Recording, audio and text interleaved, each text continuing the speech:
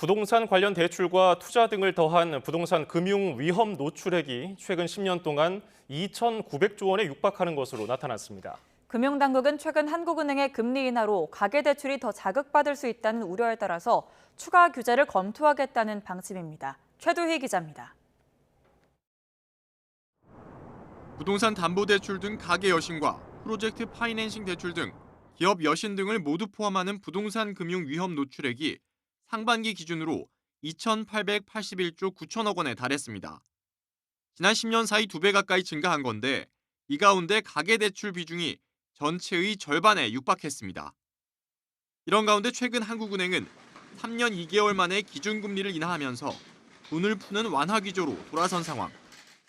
금융당국은 이 같은 금리 인하가 가계부채로 번질 가능성을 차단하는 데 고심하고 있습니다.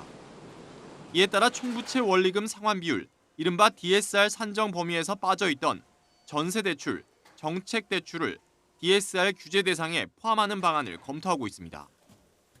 수도권과 비수도권 또는 소득 수준별로 차등화하는 방안 등 다양한 검토가 이뤄질 것으로 보입니다. 앞서 이창용 한은 총재는 가계대출 증가 속도를 늦추기 위해 DSR 규제에 대해 중장기적으로 확대해야 한다는 입장을 밝히기도 했습니다.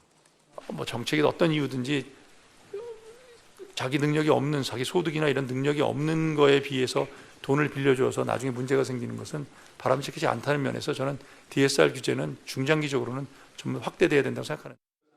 은행권이 가계대출을 바짝 조이면서 금융당국은 이 금융권으로 수요가 몰리는 이른바 풍선 효과도 우려하고 있습니다. 이에 따라 오는 15일 이 금융권 회사들을 별도 소집해 가계부채 관리 강화를 촉구할 예정입니다.